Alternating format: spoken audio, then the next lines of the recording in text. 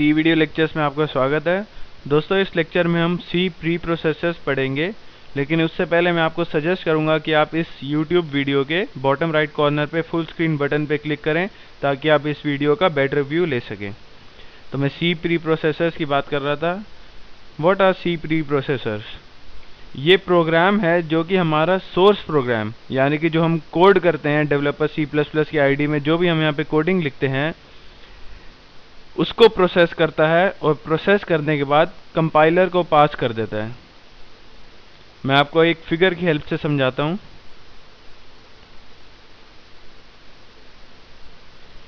ये वो विंडो है जहाँ पे हम प्रोग्राम बनाते हैं, यानी कि हैंड रिटन प्रोग्राम। ये हैंड रिटन प्रोग्राम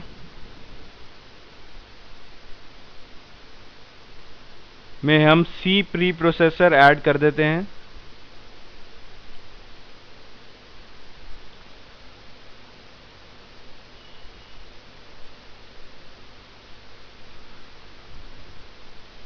और जो हमारा रिजल्ट होता है वो होता है एक्सपेंडेड कोड, यानी कि जो हम प्रोग्राम लिखते हैं वो एक हैंड रिटन प्रोग्राम होता है।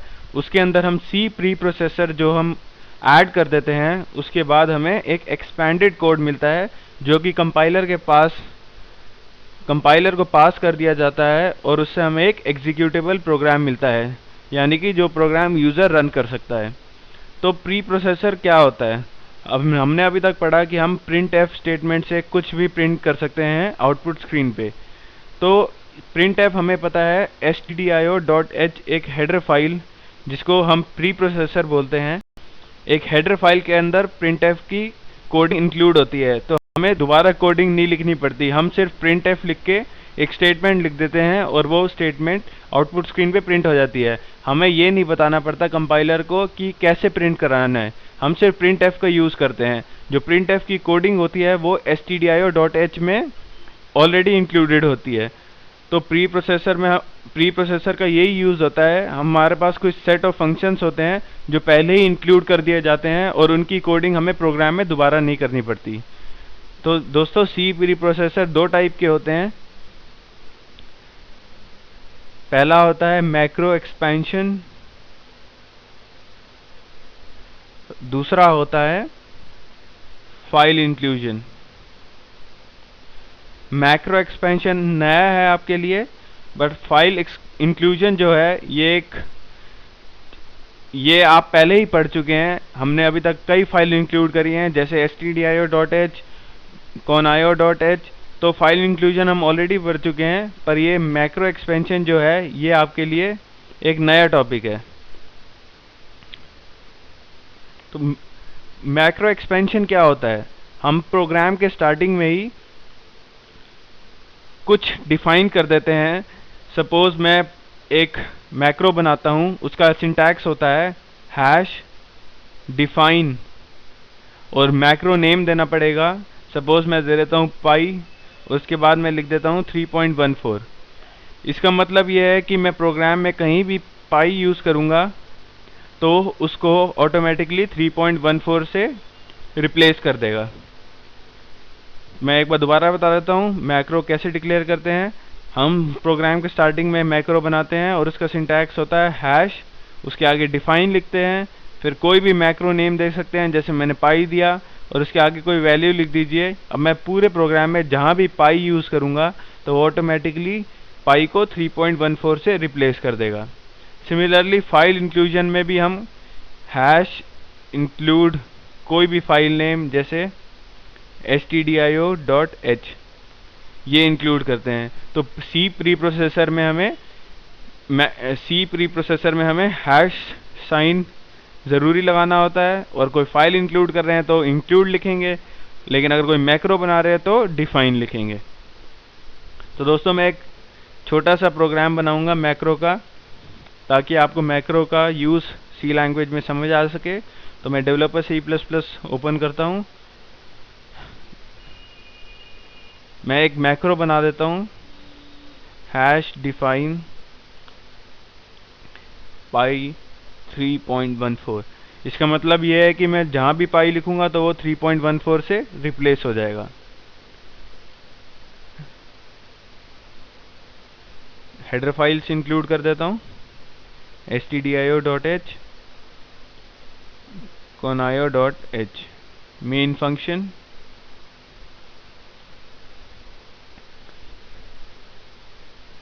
फ्लोट के दो वेरिएबल बना देता हूँ। एक वेरिएबल का नाम दे देता हूँ एरिया और दूसरे का दे देता हूँ रेडियस।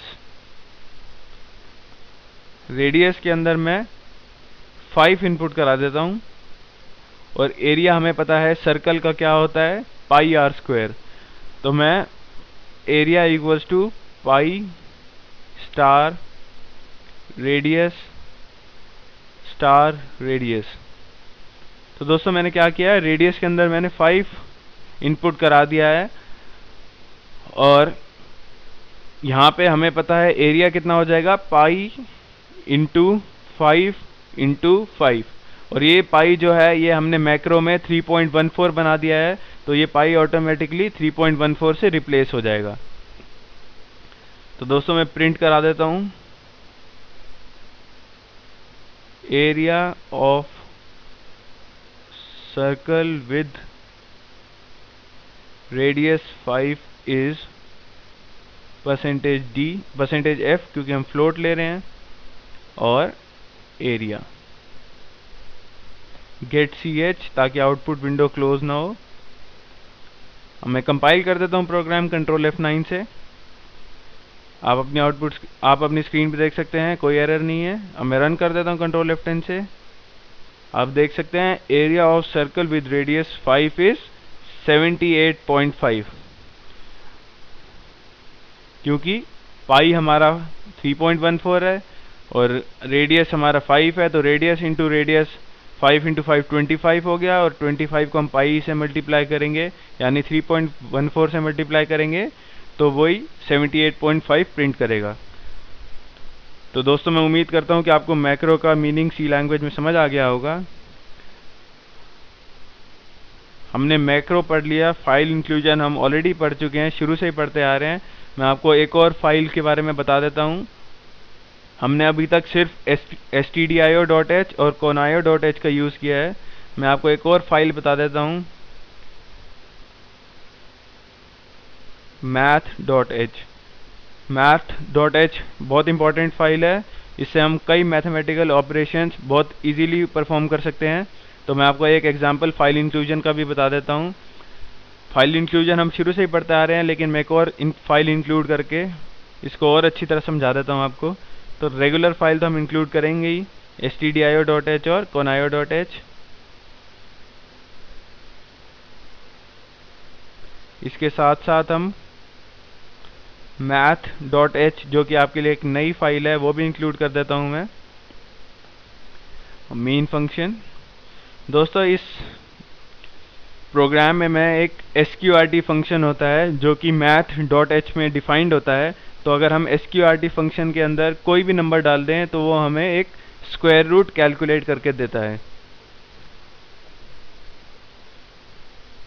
तो इस प्रोग्राम में मैं एक pre defined function sqrt use करूंगा जो कि math.h के अंदर डिफाइंड है। तो मेरे को किसी भी नंबर का स्क्वायर रूट निकालने की कोडिंग नहीं लिखनी पड़ेगी, बस sqrt यूज़ करना पड़ेगा, क्योंकि उसकी कोडिंग ऑलरेडी math.h के अंदर डिफाइंड है।